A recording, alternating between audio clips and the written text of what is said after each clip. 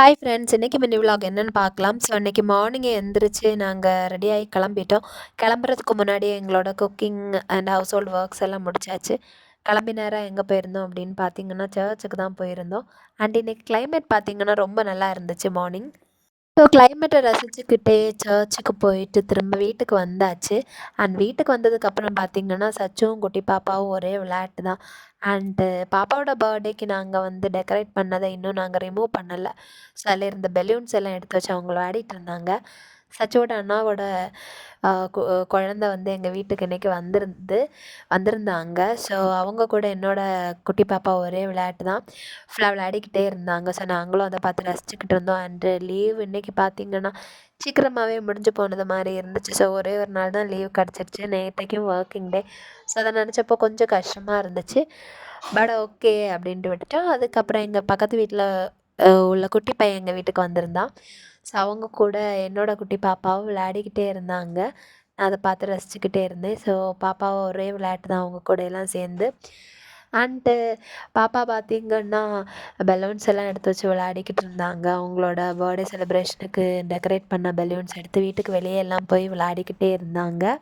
அதுக்கப்புறமா நானும் சச்சுவும் ரெடியாகி வெளியே கிளம்பிட்டோம். அண்டு பக்கத்தில் ஒருத்தவங்களை பார்க்குறதுக்கு போகணும். ஸோ அதனால் நாங்கள் கிளம்பி போயிருந்தோம். பாப்பா விளையாடிக்கிட்டு இருந்தாங்க. அண்டு நாங்கள் கிளம்பி போயிட்டு கொஞ்ச நேரத்துலேயே ரிட்டன் வந்துட்டோம். அண்டு நான் பார்த்திங்கன்னா 3 இயர்ஸாகவே ட்ரைவ் பண்ணுறது கிடையாது. ஸோ ஒரு சின்னதாக ஒரு இன்சிடெண்ட் நடந்துருச்சு. ஸோ அதுக்கப்புறம் ட்ரைவ் பண்ணுறதே இல்லை. ஸோ ரொம்ப பயப்படுவேன். ஸோ ஸ்கூட்டி எடுக்கிறதே இல்லை. இன்றைக்கி பார்த்திங்கன்னா நான் எடுத்து ட்ரை பண்ணியிருந்தேன். ஸோ முதல்ல இருந்தே ஆரம்பித்தாச்சு. ஸோ ரொம்ப நேரம் என்னால் ட்ரைவ் பண்ண முடியலை. டைம் கிடைக்கல. ஸோ கொஞ்ச நேரம் நான் வந்து வீட்டுக்கு பக்கத்துலேயே தான் இந்த மாதிரி ஃபர்ஸ்ட்லேருந்தே ஸ்டார்ட் பண்ணியிருந்தேன். எனக்கு ஃபஸ்ட்டு கஷ்டமாக இருந்துச்சு. ஸ்டில் வந்து கொஞ்சம் ட்ரை பண்ணியிருந்தேன். அதுக்கப்புறம் ஈவினிங் வந்து நான் ரெடியாகி கிளம்பிட்டேன். பாப்பாவும் என் கூட வந்திருந்தாங்க.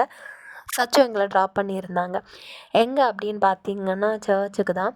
ஸோ கொயர் ப்ராக்டிஸ் இருந்துச்சு 4:30க்கு. ஸோ நாங்கள் கிளம்பி போயிருந்தோம். சச்சு எங்களை ட்ராப் பண்ணியிருந்தாங்க. அண்டு கொயர் ப்ராக்டிஸ் முடியும் போது பார்த்திங்கன்னா கிட்டத்தட்ட 6:15 கிட்ட ஆயிடுச்சு.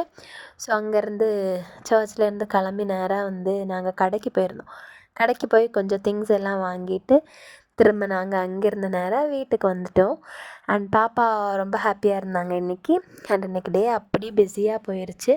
அண்டு இந்த வீடியோ உங்களுக்கு பிடிச்சிருந்தா மறக்காமல் நம்மளோட சேனலை சப்ஸ்கிரைப் பண்ணுங்கள், லைக் பண்ணுங்கள், கமெண்ட் பண்ணுங்கள், ஷேர் பண்ணுங்கள். பை.